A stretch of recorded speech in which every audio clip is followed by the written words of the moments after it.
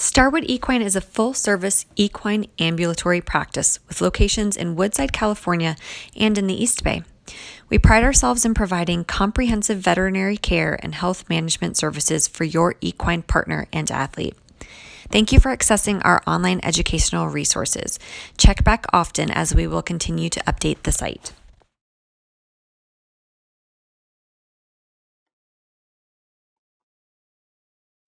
Hello everyone, thanks for listening in. I'm Dr. Ashley Wagner, the Senior Equine Nutritionist for Nutraworks Equine, and I'll be talking with you today about building the top line when exercise isn't enough. To go through that, we're going to kind of start with the physiology of building muscle. How does it happen normally in the body? And then what impairs it? So what's going on that's causing exercise to not be efficient or sufficient enough to grow more muscle? And then lastly, what's the fix? To start out, we need to all get on the same page. And so we're going to look at the structure of a skeletal muscle. If you look at the schematic, you can see a picture of the whole muscle, which is then broken down into a bundle of muscle fibers, which is further broken down into individual muscle fibers. That's where we're going to stay, really in this place for most of our discussion. What's going on in that individual muscle fiber or muscle cell? Within those individual muscle fibers, we've got the contractile components and then repeating contractile units called sarcomeres. But again, we're going to stay in that individual muscle fiber. So it's easiest to think about exercise with how we exercise. There's lots of different categories of exercise. I'm going to focus on a few of the main ones and how they relate to human exercise so we can then relate them to equine exercise. The first is resistance exercise. So this is what we think of as lifting weights. The next is aerobic exercise, and this is our cardio type workouts that don't include sprinting. And then our anaerobic exercise would be that sprinting cardio or really quick lifting bursts can be considered anaerobic as well. But it's not so clean when we think about equine activities. Maybe for endurance riding, sure, aerobic, and race horses, mainly anaerobic. But the rest of our disciplines don't fall so neatly into one of these categories. So if we talk about how exercise actually builds muscle, then we can kind of come back to how it's building muscle in horses. So the first thing that exercise does is it recruits satellite cells. What are satellite cells? Satellite cells are stem cells, so they become a muscle fiber. The next thing that exercise does is it stimulates a pathway that causes protein synthesis.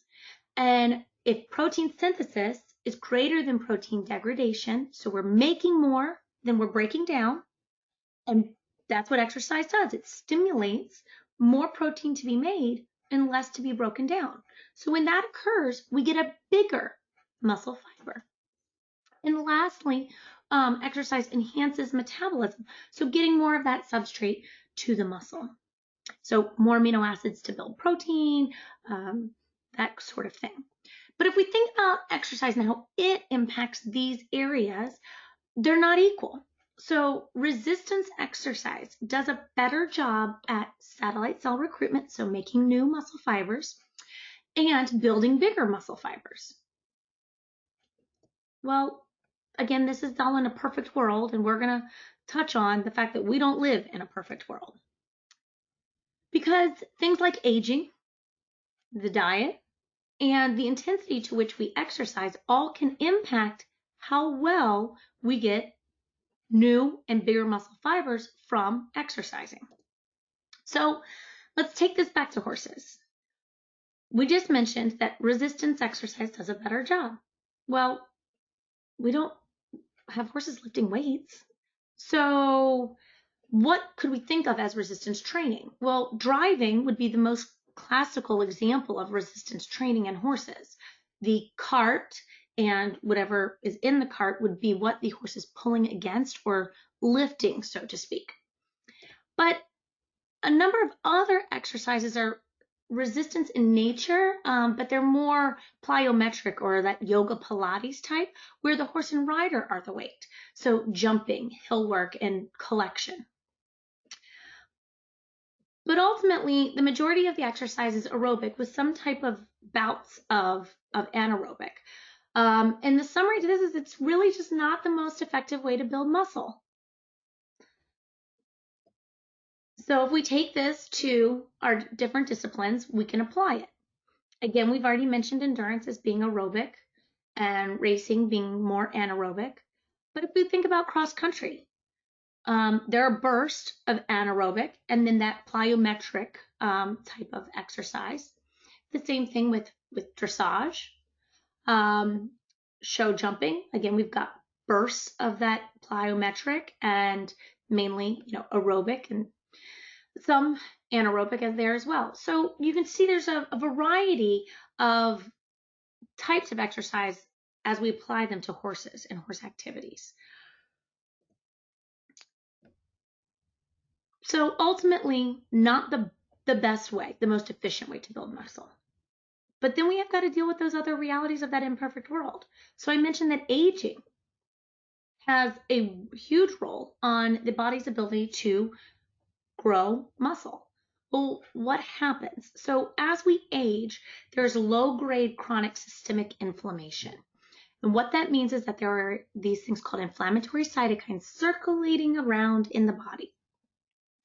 Well, I'm sure you're thinking, oh, inflammation. I'm not talking about, the inflammation you have from a cut or an infection. We're talking about inflammation that's going on that we can't see on the outside. And what it does is it impairs metabolism. It impairs protein synthesis from any type of anabolic stimuli. And we're going to talk about that. It impairs satellite cell recruitment. And it impairs oxidative capacity. So if we look at the fact of aging and this systemic inflammation, how it impairs protein synthesis. So remember, that's making a bigger muscle fiber. We can take a look at this graph. And this graph here shows in the yellow, horses before eating, and in the blue, following eating. And in this situation, they were fed a high protein meal. And what this is showing is there's a stimulation of protein synthesis, so to lead to a bigger muscle fiber, just from eating a high protein meal in yearlings. But that's mitigated come time they're 2 and for mature horses. So that systemic inflammation that is occurring as we age is impairing the body's ability to make bigger muscle fibers from an anabolic stimulus. And in this case, that was feeding a meal. Well, think about it. Exercise is a stronger anabolic stimulus. So it also is showing that it does the same thing. But what if we exercise to fatigue? Well, there can be problems with that as well. So this here is a graph of an inflammatory cytokine that we mentioned, and this is following fatiguing exercise. And what I want to point out is that we see this inflammatory cytokine increasing following exercise. So when we exercise to fatigue, we do have a rise in post-exercise inflammation, a rise in oxidative stress, and we can have muscle breakdown. So the opposite of what we want. We're trying to build muscle, not tear it down. And the last piece of our imperfect world is the diet. And this is where we're going to spend a lot of time because as a nutritionist, this is my area. We're going to talk about diet deficiencies that impact synthesizing new muscle. Specifically, we're going to stay in protein. And we're going to talk about amino acids because that's what make up a protein. Now, there are other diet deficiencies that can impact muscle, but for today's purposes, that is beyond the scope of our time, and that would be vitamin E is one. But again, we don't have time to go into all of that today, so we're going to focus on the amino acids.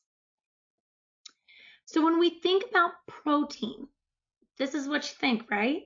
Protein shakes, meat. That's not what we're going to be talking about. We're going to talk about the structure and how it's made up. And then we can discuss how it will make our muscle fibers bigger. So First, let's start with what is a protein? Well, it's a chain of amino acids. And if we think of it like amino acids are letters and the protein is a word, you can have short words, you can have long words. But based on the sequence, so how you spelled the word, depends on what the protein will do, what its function is. In mammals, there are 21 amino acids, and they're broken up into 3 different categories. Dispensable amino acids, or those synthesized by the horse, sometimes referred to as non-essential. Indispensable amino acids, which are not synthesized by the horse and required in the diet, sometimes referred to as essential. And lastly, the conditionally indispensable amino acids, which either are not synthesized in enough quantities or maybe only needed during a certain physiological state. So here is our list of amino acids broken up into the different categories. In the orangish gold box, we have the dispensable. In the red box, we have the indispensable. And in blue, we have the conditionally indispensable. As I mentioned, some amino acids can help make the others, and others are only required during certain physiological states like growth and illness. But I want to ask, do any of these look familiar? And I hope some do, specifically the ones in bold. Threonine, methionine, lysine. These are our first 3 limiting amino acids, and a lot of times you'll see them on the back of a feed bag or maybe on the back of a supplement label. So, but what is a limiting amino acid? Well, if we go back to that letter analogy and we think about the amino acids are letters and the proteins are words, then our limiting amino acids would be our vowels. So say I want to spell ran, but I only have U's. Well, all I can do is spell run, and technically they mean something different. So this protein would have a different function.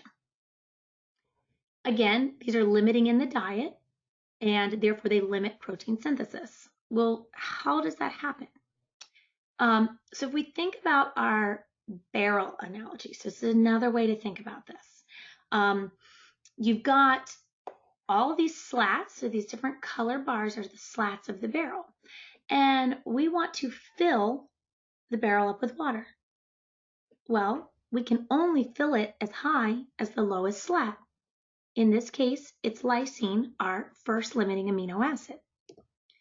So we cannot fill the barrel full because we cannot fill it beyond that lowest slat. And therefore, the diet is limiting the rate of protein synthesis. So let's say we increase the amount of lysine that's being fed. Well, then we can increase the amount of protein synthesis that can occur. And remember, we're making bigger muscle fibers by doing this. But what happens to the other amino acids that are there? So the additional higher part of the slat, well, they must be oxidized. So if we overfeed an amino acid, it's oxidized. And that means it's either released in the breath or released in urea, usually in the urine. So the diet can either be limiting or missing the building blocks. We cannot fill the barrel full, or overnutrition is also a problem. So I just mentioned with amino acids, they'll be oxidized.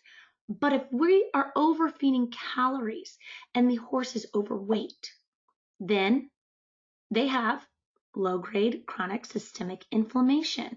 Wait, we just talked about inflammation. It impairs protein synthesis. It's a bad thing. And so obese animals, or animals that are overweight, also have this inflammation. And inflammation slows down the building blocks, slows down building the protein, slows down building that bigger muscle fiber. So that's also a problem. So how do we fix the poor top line? And obviously this is an older animal who, has a very poor top line. Well, there's 2 ways to go about this. We've got our non-dietary fix and we have our dietary fix. For our non-dietary fix, this is our training and our exercise. Remembering, keeping exercise, increasing that intensity slow. Don't go too long in between bouts of exercise.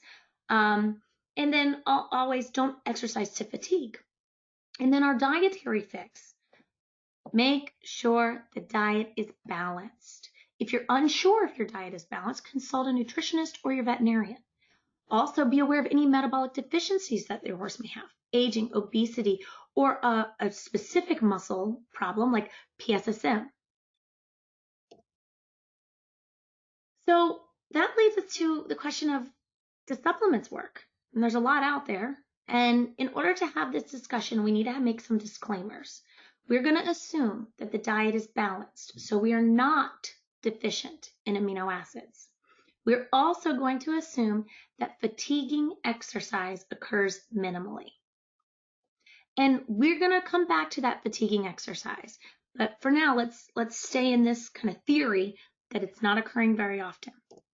So to answer the question simply, yes and no, right? It's that simple. But why? And that's because the ingredients don't match the goal. Well, what is the goal? Well, we got to go back and know what creates a bigger and new muscle fiber. Well, reduce any inflammation, promote protein synthesis, reduce protein degradation, and then, of course, anything that might increase satellite cell recruitment. However, there's not a lot of data in this area on nutraceuticals for horses. So we're going to stick with things that we do have data on. So we're going to go through those points first. And what I want to tell everyone and get everybody on the same page is, we're going to talk about a lot of ingredients. I'm going to show some graphs. You can see some up here. And I'm going to show graphs on ingredients that have data. It doesn't mean they work. So I'm going to show you things that don't work. I'm going to show you things that do work. And we're going to get an understanding of how the research has been done and what types of ingredients you might want to look for when you go look to purchase a supplement. So I want to provide the tools for you to be able to go out there and do it yourself. So first, we're going to start with inflammation. And these are all ingredients with scientific evidence of efficacy or not efficacy, they don't work, in horses. The first ingredient I want to talk to you about are omega-3 fatty acids. So a lot of times they might be written like as DHA, EPA, or ALA. So what does that mean? What that really means is where they came from. So when we see DHA and EPA, it's most likely from a marine source. That could be fish oil, that could be algae. So those are the omega-3 fatty acids that have got a lot of research on them. They've been shown to help reduce some of the inflammation. The other omega-3 fatty acid that has been examined and compared to those DHA and EPA, the other omega-3s, is ALA. And ALA comes from flaxseed. It's not a marine source. And the data has shown that it does not compare to marine sources when it comes to reducing inflammation. Now, it still helps them, but not for reducing inflammation. At least that is what the data has shown. So when we're looking for omega-3 fatty acids, we really want to look for a marine source or see that the label says DHA and EPA. The next ingredient that has had some really good results is resveratrol. Resveratrol actually comes from grape seed, the grape skin, and in some cases you can find it in some grape seed, but mainly the grape skin. And so a few years ago there was a lot of promotion about in the mainstream media about a glass of wine a day will, keep you healthier and let you live longer. Well, what that actually came from was resveratrol. Unfortunately, what those articles didn't really dive into is that the fact that one glass of wine does not have enough resveratrol in it to reduce systemic inflammation. But it was a nice, mainstream media piece. Next, we have got different types of spices and natural antioxidants. I've got 3 listed here, and those actually are the ones that we've got graphs on. One is yucca, the other is cranberry extract and ginger. So what I'm going to do is we're going to walk through each one of these graphs, and I want everyone to see kind of what the results show, and this is how data is presented scientifically. The trial is run, and then they demonstrate the results in graph form or table form, and then it's discussed. And what this trial showed here, so the first white graph, this is interferon gamma. This is one of those inflammatory cytokines.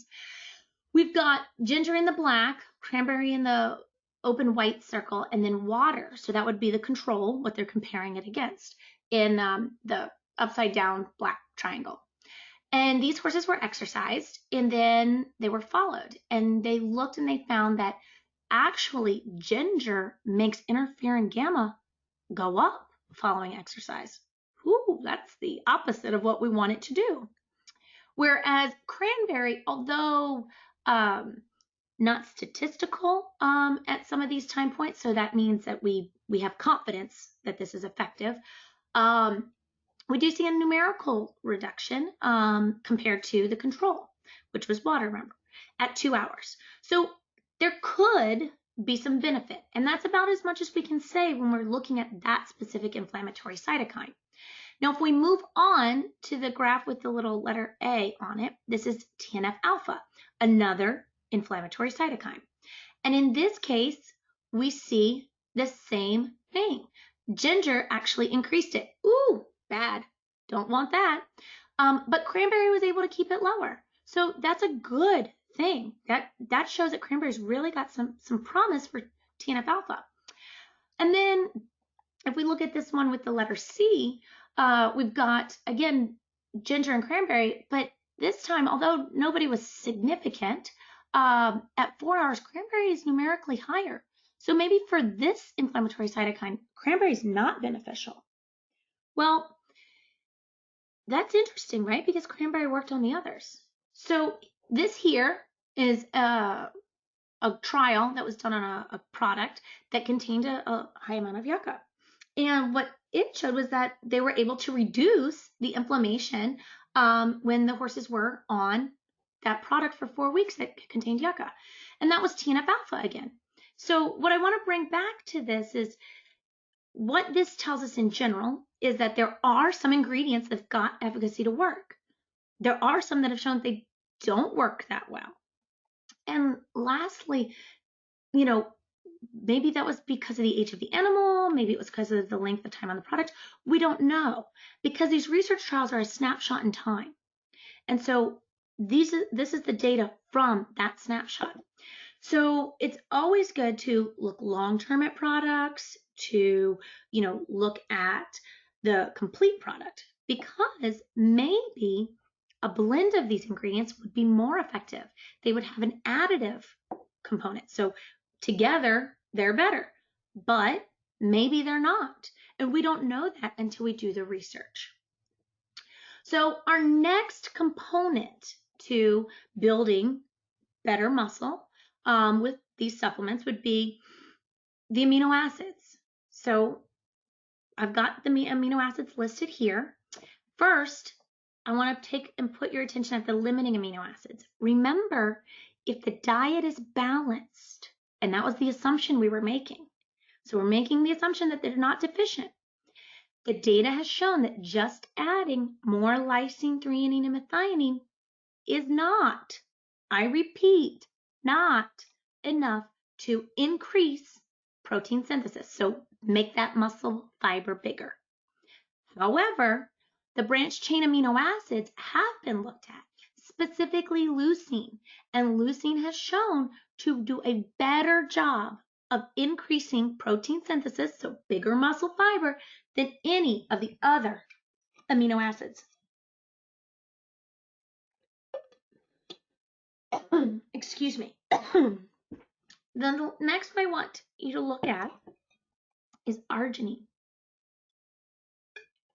Oh, I'm sorry. You all can't see me, but I just had a little cough. Don't worry, not COVID. We're good.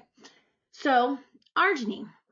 Arginine has been shown to have some vasodilating properties, so increasing blood flow. And if we increase blood flow, maybe we can get more substrate to that area. Well, in this case, the muscle. So if we can get more amino acids there, like leucine, maybe we can get more protein synthesis out of it. Now, in horses, the combination of arginine and leucine, just that alone has not been looked at.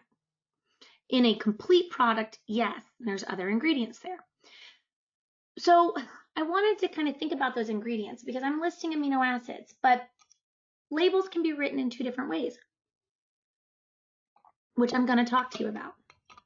And so if it's written in a animal feed supplement way, you're just going to have a list of ingredients and you may not have these amino acids listed out. So let's look at some of the ingredients that have high levels of protein and are commonly used in supplements. Soybean meal, alfalfa and alfalfa byproducts are used. Another one is corn gluten meal. And a lot of times people see this and they get scared. But this one's not scary. It's a byproduct of corn. And actually, it's very high in leucine. Another one that you'll see sometimes would be whey, which is high in both leucine and lysine. A new one I'm seeing lately is collagen. Collagen is fairly high in glycine, proline, and arginine. I've not, to my knowledge, seen any data on collagen in horses building muscle. So that's something that needs to be investigated. And then lastly, you might see a list of synthetic amino acids, because sometimes in order to get those amino acids to the high enough level that we want for them to be effective, we have to add in the synthetic versions. So as I mentioned, let's take you through some labels. Well, I have two of Nutraworks products here, and I use them because they're two great examples of what we call an animal remedy product and an animal feed supplement product. So without going into too much of the nitty-gritty as to why you would do one or the other, because again, that's a talk for another time, I want to talk to you about reading them. How do we read them? And this way you can take that information we just discussed, what ingredients work, and you can go while you're shopping and look at a label and say, oh, this has got what I need it to have in it, or this does not. So the first one we're going to look at is Muscle Fix. That's this one on the top. This is written like an animal remedy, and so you can see it's listed as active ingredients and then inactive ingredients. So what Nutraworks is saying here is that these are the active ingredients listed and the amount you're going to get per scoop. Whereas on the bottom, we have the list of the ingredients all together. So you've got your, everything that's in it. The other thing I want you to know about listing of ingredients is they are included at highest to lowest. So in this case, alfalfa is the highest ingredient, so the one found most in this product. If we move on to Topline Fix, we've got it. This is written as an animal feed supplement. In this case, you've got the guaranteed analysis and then the ingredient list. So let's take a look at Topline Fix. What we've got here is we've got the list. It says crude protein, lysine. Oh, well, that's good. I mean, it's a limiting amino acid, but remember, if your diet's balanced, it's not going to do much. Methionine and threonine, same story. Oh, leucine. Take a look at this. 3% leucine and lysine's 2.5%. So it has more leucine in it than lysine. And remember, leucine does a better job of building muscle than the others. Next, there's arginine. That's great. Remember, vasodilating capacity. And we've got another amino acid, tryptophan. We've got crude fat. And then omega-3 fatty acids.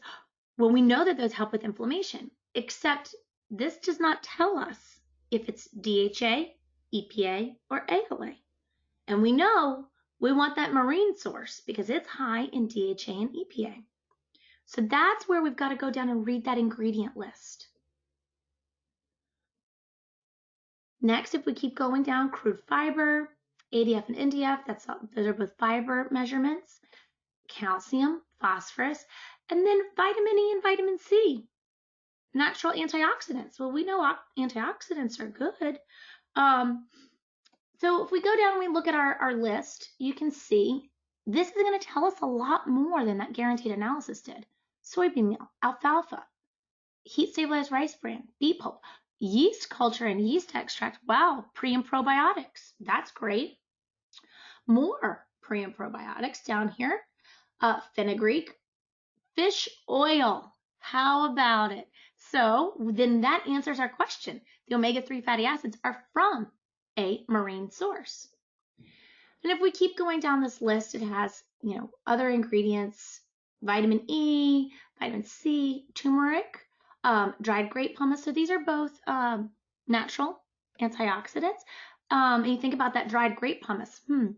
What did we talk about grapes? Resveratrol. That's interesting.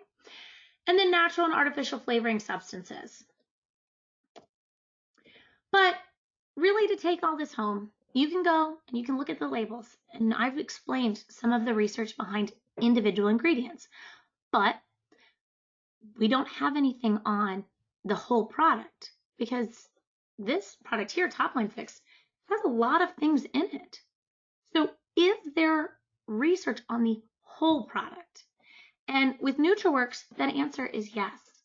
So if we look at Topline Fix and we look at the research on that complete product, we can find that inflammatory cytokines after 30 days on Topline Fix were reduced.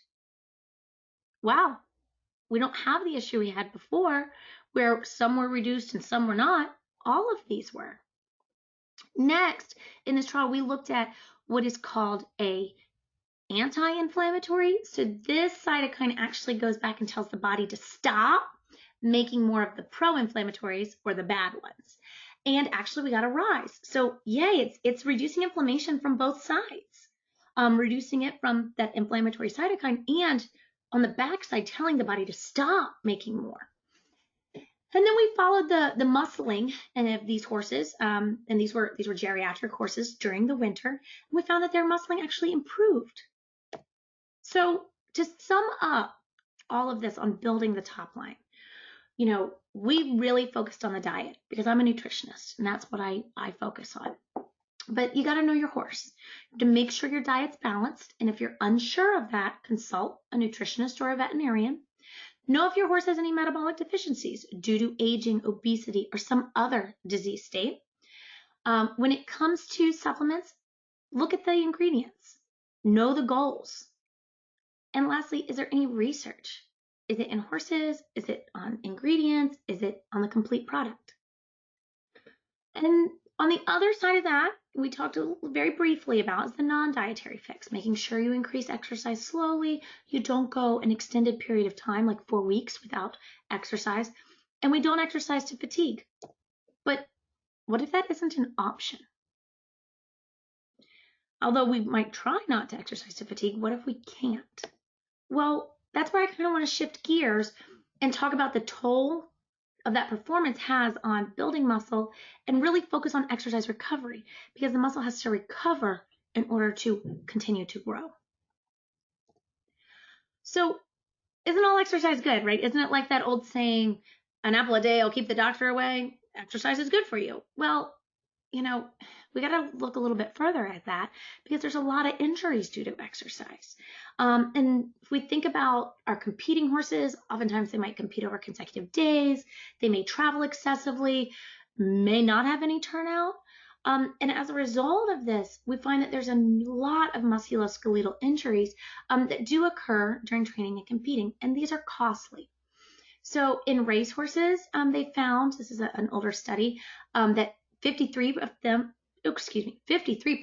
experienced some sort of lameness. In Australia, in the late 90s, veterinarians said that inflamed joints, foot and back soreness were some of the highest ailments that they saw in performance horses. In Britain in the early 2000s, they reported tying up and limb soreness as being within the top 5 most common retirement causes of racehorses. Retirement. And lastly, up to 72% of racehorses and 55% of elite show jumping horses were missing training days due to a lameness that was caused by a musculoskeletal injury or some type of soreness. And a lot of times they occur during training. They didn't even get to competition. So if we take all of that and we look at, what most of us are the weekend warrior, the amateur. And you think they might go from show to show every weekend. Maybe they rode during the week, maybe they didn't, or are they only riding on the weekend? Well, what a recent trial actually showed was that 5 to 6 days, if you have fatigued the muscle, was not sufficient for muscle to recover.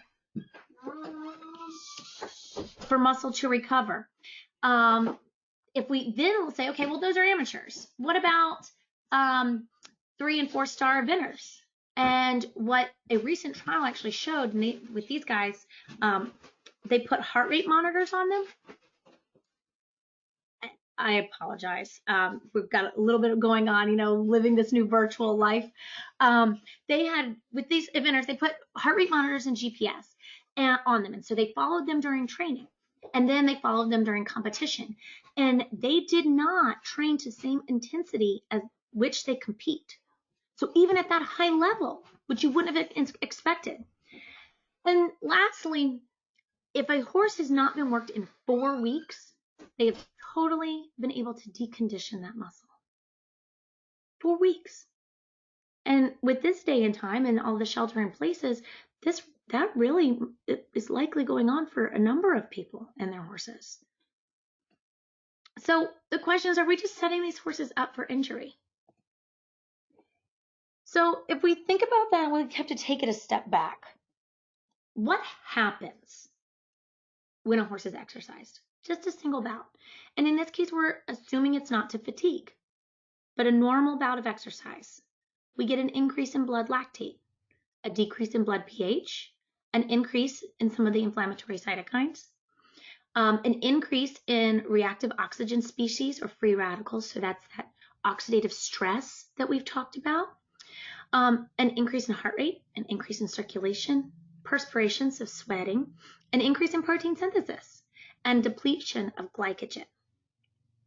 So, and I've got to go back and mention that because we're assuming this is not a fatiguing bout of exercise, although there is an increase in those inflammatory cytokines, TNF-alpha, IL-1 beta, so that inflammation, it's not to the extent that it is if the horse is being exercised to fatigue. So if we take the top view, these are actually associated with muscle soreness. Well, muscle soreness is a problem because it might be an indication of injury. The other thing I want to talk about is I just mentioned glycogen, and that might be a new term for some of you. So what is glycogen? Well, it's the storage form of glucose. And, if we think about glycogen and how it's being stored in muscle, this was our classic source of energy for muscle contraction. But we're not feeding diets that are high in glucose, so sugar, starches. A lot of times we're feeding diets that are higher in fat and fiber. So, this might be causing a problem for glycogen resynthesis. Also, there's some disease states like PSSM that have issues with glycogen storage. So these also can have problems when we talk about exercise recovery. Also, we talked about earlier in this talk, aging. Remember that systemic inflammation. We already know that that's bad. It's going to reduce metabolism, reduce protein synthesis, so how big of a muscle fiber we're making, reduce satellite cell recruitment, so a new muscle fiber, and then reduce that oxidative capacity. And remember, that means inflammation following exercise is bad if it's too high, so fatigued exercise. Which leads me into this. It is going to cause other problems, that fatiguing exercise, inflammation, oxidative stress, and can cause muscle breakdown. So that's the opposite of building muscle. We don't want this. So can we use exercise recovery products to help us combat this if we are exercising them to fatigue? Well, if we assume that the diet is balanced, same answer as before, yes and no. Why? And that's because the ingredients don't match the goals. Same answer as before. So let's take a look back at what we just discussed. What are our goals? Reduce inflammation, reduce oxidative stress, reduce the rise in lactic acid, promote protein synthesis, reduce protein degradation, promote glycogen replenishment, and therefore, all of these together, muscle soreness. So, just like before, we're going to talk about ingredients. And just like before, we're going to go through and talk about how we might read labels. And just like before, we're going to look at a final product. So in this case, ingredients that have got some evidence of efficacy are alpha lipoic acid is one. Alpha lipoic acid is this one here in this black and white all the way over here. And in this study, they said they fed this at 25 milligrams per kilogram of body weight. I don't know about you, but that sounds really complicated because aren't we just feeding a scoop of this supplement? Well, what would a scoop then of alpha lipoic acid look like? For an average warm blood in this trial, they would have been feeding it at least 15 grams per head per day. So that is something that's really important to take when you're looking at that label. How much of the active ingredient is in the product? And is it as much as was tested in these trials or no? And what alpha lipoic acid showed was that it indeed did reduce the rise in lactic acid following exercise. We've also got that cranberry and ginger trial, and it didn't show any difference other than water for lactic acid metabolism. And then here we've got a blend of yucca and fenugreek. And in this trial, we've got fit horses. And what we found, so the blue is the ingredient blend and the green is the control. It reduced that baseline to peak, so that rise, it was reduced. In unfit horses, it actually reduced it as well. And in those unfit horses, we then looked at them and looked at following exercise. Did the lactic acid that was there go away fast? And the answer was yes there too. So then we've got, what is our next thing? Well, that was inflammation. Remember, we already talked about this. Omega-3 fatty acids, marine source, resveratrol, yucca showed promise, it was effective. Cranberry extract showed some benefits, but ginger, the results were kind of out. Excuse me. And then last, a combination of these might be the way to go. And we showed that with our Topline fix combination. So if we move on to muscle breakdown, we see, some others. So again, that alpha lipoic acid trial showed that one here. And that one, we did have a reduction in muscle breakdown. And for the natural antioxidants, again, ginger did not seem to be effective in cranberry. So that was that. Then we've got astaxanthin and L-carnitine, and we see some efficacy there. And leucine as well has been shown to reduce post-exercise muscle breakdown. So then that moves us into glycogen replenishment. And for this, there have been some trials with omega-3 fatty acids. And what they have shown, and that's what this table shows, which is a little bit complicated, so let me just talk you through it, is that for horses that were on omega-3 fatty acids, regardless of their body condition, so overweight or lean, they had more glycogen available when they were on omega-3 fatty acids and therefore utilized more. Unfortunately, what did we talk about? Research trials are a snapshot in time. And so this trial did not look at recovery, just utilization. So we do know that they had more glycogen to begin with. So we could conclude, or not indefinitely, but deduce from this, perhaps, that by feeding omega-3 fatty acids, we would have more there. So if we have more there, maybe we get better recovery. Other trials have looked at fenugreek and leucine. And what they have seen, so they didn't look at glycogen itself, they looked upstream, so what creates glycogen.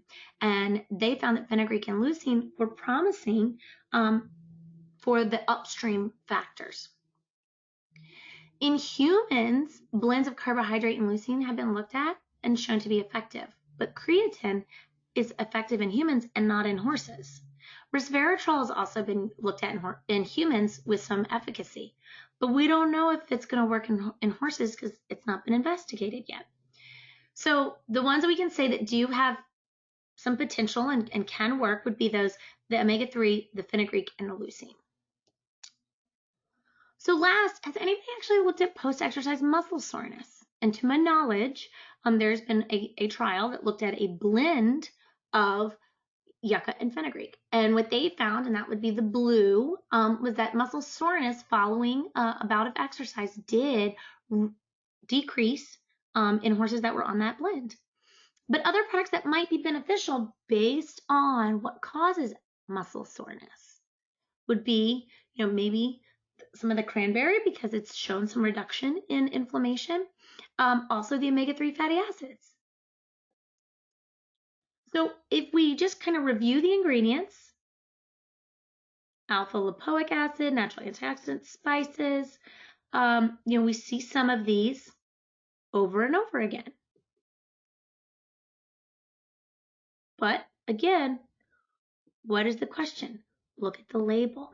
See what you have in the product that you are thinking about using. So just like before, let's take a look at these labels.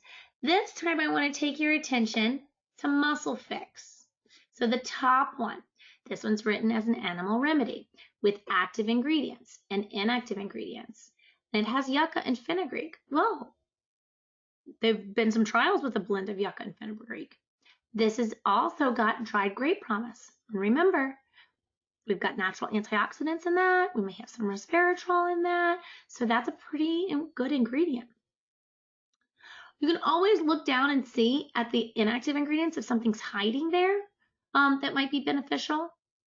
In this case, we've got alfalfa yeast culture. That's a great probiotic, but not been shown to do anything for, post-exercise recovery in the way that we've been discussing it. So again, I asked the question, is there any research on that final product? Well, the answer for Muscle Fix is absolutely. And remember, this is on the complete product. So what you are going and buying as a tub is what was tested on these horses. So we've got baseline to peak lactate up here in the top corner in green and blue in unfit horses, lower the rise in lactate. If we look at fit horses and follow them through following exercise, the blue bar stayed much lower. If we look at inflammation, we have a reduction. If we look at exercise muscle soreness, we have a reduction in fit horses. And then I want to bring your attention to this black and white graph. And then this one here is really interesting because the trial, I guess I'll set it up for you and then we'll bring it back to our current state of being. So with this one, we had period 1 where the horses were exercised and they looked at the increase in lactic acid. And you can see there was a lot of variation, but there was no difference in these two groups.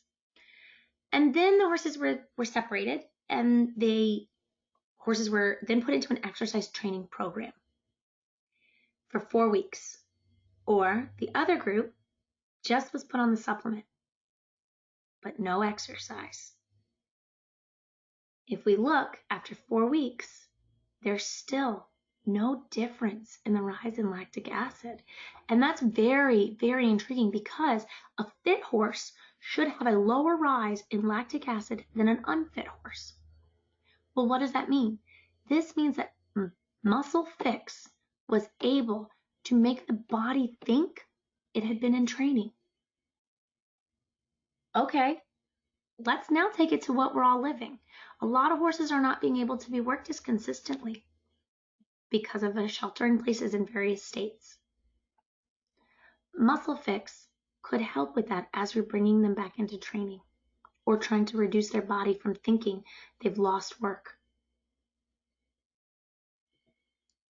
So I want to thank you all for listening. I know it's been kind of long. I hope that you got something out of it, but just to kind of summarize the whole talk up, we got to make sure that all nutrient requirements are met, especially those amino acids. If you're unsure, if you think your diet might have some holes in it, contact a veterinarian, contact a nutritionist. Next, look for that research. Is it in horses? Is it in human? Is it in mice? Because a horse is not a mouse. Last, look at the ingredients. Is the research on just an individual ingredient, or is it on the final product? Because remember, there can be synergy, so an additive benefit, or we don't know, maybe the ingredients impair each other from doing their job. Look for products that are going to have ingredients that reduce that inflammation. Look for branched chain amino acids. Look for antioxidants, natural antioxidants. And remember, each horse is an individual. And again, if all else fails, contact a nutritionist or contact your veterinarian. And with that, I want to thank you for your time listening. If you have any questions, please feel free to contact me or anyone on my team at contact@nutraworksequine.com. And I hope it was informative. Thanks for your time.